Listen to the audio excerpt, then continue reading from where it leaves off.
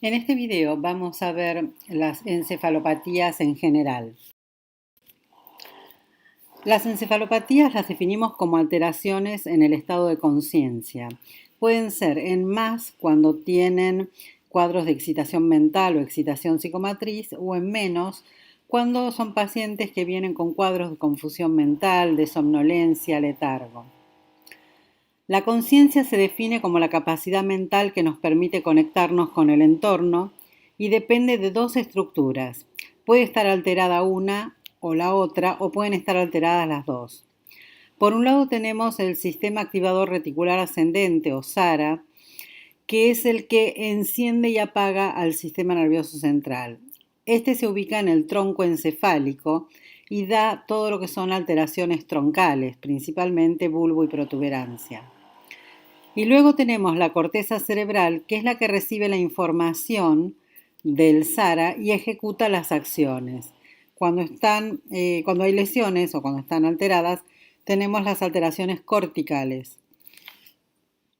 Las encefalopatías en menos presentan cuadros de somnolencia, letargo, obnubilación, confusión, estupor y coma, mientras que las encefalopatías en más van a ser pacientes que presenten nerviosismo, excitación mental, excitación psicomotriz, quizás conductas agresivas o agitadas o violentas.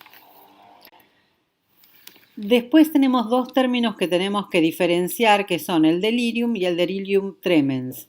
El delirium es una encefalopatía a la que se le suma una hiperactividad simpática, taquicardia, hipertensión, sudoración profusa, temblor, midriasis, piloerección. Y el delirium tremens es el cuadro que aparece por una abstinencia alcohólica, donde hay un delirium pero con mucho temblor, por eso lo de tremens, y hay otras causas de delirium que no son por abstinencia alcohólica, que son en general las de intoxicación con atropina. Cuando se atropiniza a un paciente hay que tener mucho cuidado de no intoxicarlo, o con chamico, que es un yuyo que también se usa con fines de drogas ilícitas, o la tormenta tiroidea, que es una emergencia endocrina. ¿Cómo las vamos a clasificar? Bueno, las encefalopatías las vamos a clasificar en estructurales cuando hay algún daño orgánico principalmente, traumatismos cráneoencefálicos, por tóxicos, metabólicas y psiquiátricas. Vamos a ver las estructurales. Las estructurales dijimos que había una alteración orgánica que se puede visualizar en las neuroimágenes. Entonces, si pedimos una tomografía o una resonancia, vamos a poder evidenciarlas. También podemos evidenciar si hay alguna alteración haciendo una punción. Una punción lumbar, se entiende.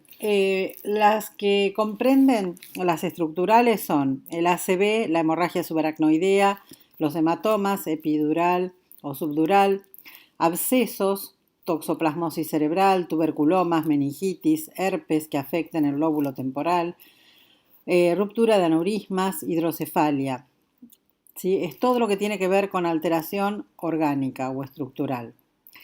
Las encefalopatías por traumatismos cráneoencefálicos, uno puede palpar el cráneo para detectar si hay depresiones o prominencias, y se puede hacer una radiografía o una tomografía o resonancia para ver las fracturas del cráneo. Las encefalopatías metabólicas hay que pensar en todo lo que tiene que ver con el equilibrio ácido-base del cuerpo y con algunas patologías que puedan generar todo este tipo de trastornos metabólicos. Por ejemplo, hipoxemia o hipercapnia y cualquier enfermedad que las produzca, anemias en general, todas las anemias, acidosis y alcalosis metabólica, alcalosis respiratoria, enfermedad y síndrome de Cushing, enfermedad de Addison. Hay encefalopatías postconvulsivas, son pacientes que tienen una convulsión epiléptica o no epiléptica y que después del episodio convulsivo hacen una encefalopatía, hacen un cuadro de confusión. Hiponatremia o hipernatremia, encefalopatía hepática o urémica cuando hay acumulación en el ciclo de la urea, cuando se produce en exceso amonio y amoníaco, bueno, hay acumulación de los productos del nitrógeno.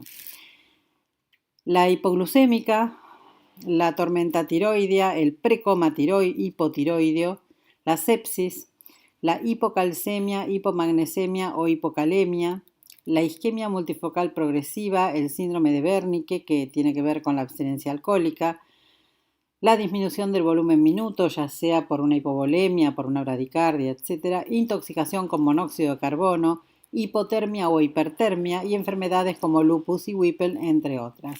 Es decir, metabólicas hay muchas causas de encefalopatías metabólicas, así que piensen siempre en todo lo que genera trastornos hidroelectrolíticos y de ácido base, ¿no?